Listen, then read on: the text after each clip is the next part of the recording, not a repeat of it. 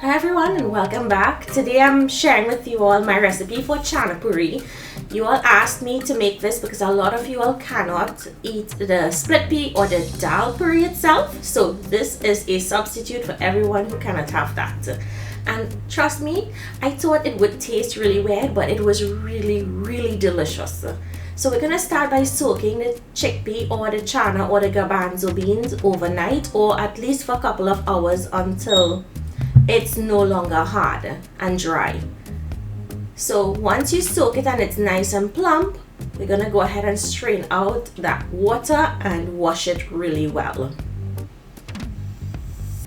And I do not suggest using canned for this. You really need to use the dried, soak it overnight, because that canned is going to have too much moisture in that green. So now we're going to boil just like you do Dhalpuri. So it's basically the same steps. All you're substituting is the channa for the dal. In goes turmeric. You'd want to go a little heavier on the turmeric, as the channa is more of a beige color, not like the split pea is yellow.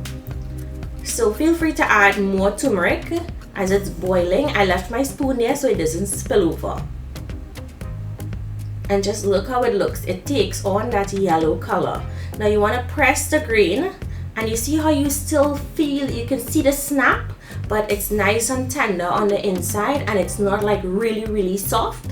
You want to drain and allow it to cool down. This took 30 minutes to boil, and this is small grain channa.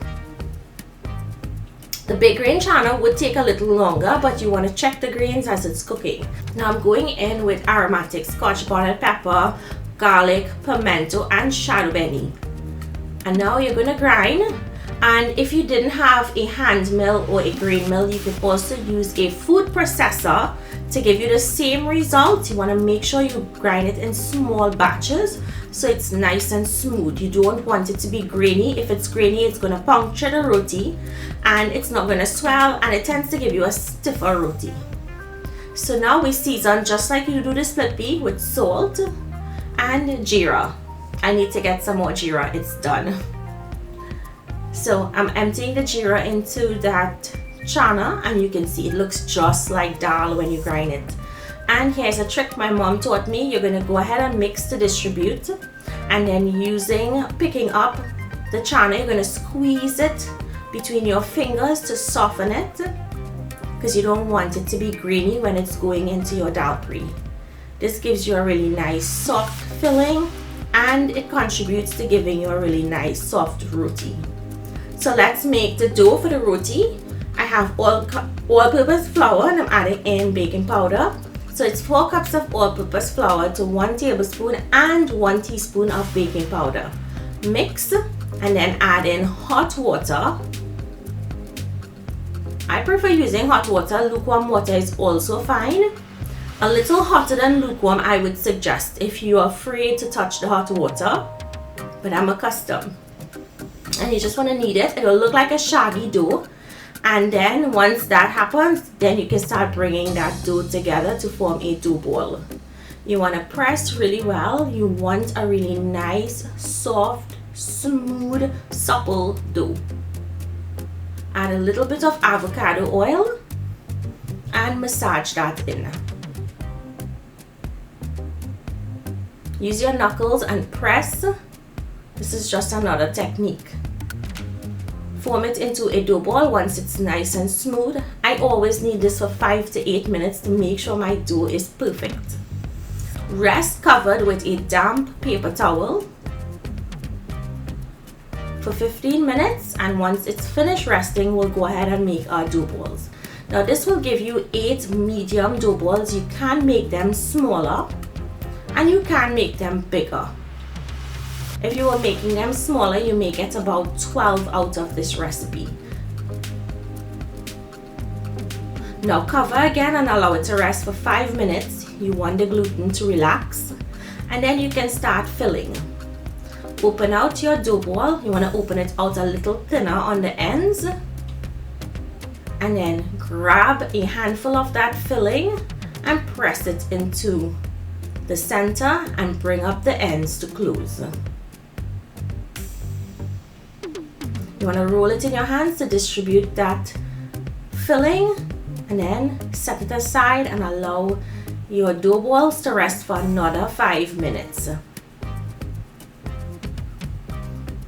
Now it's time to cook. So you're going to flour your surface and open out your dough balls. You want to press to distribute the filling on the ends, and then start pressing the ends really thin. You'll notice that the middle was not pressed out.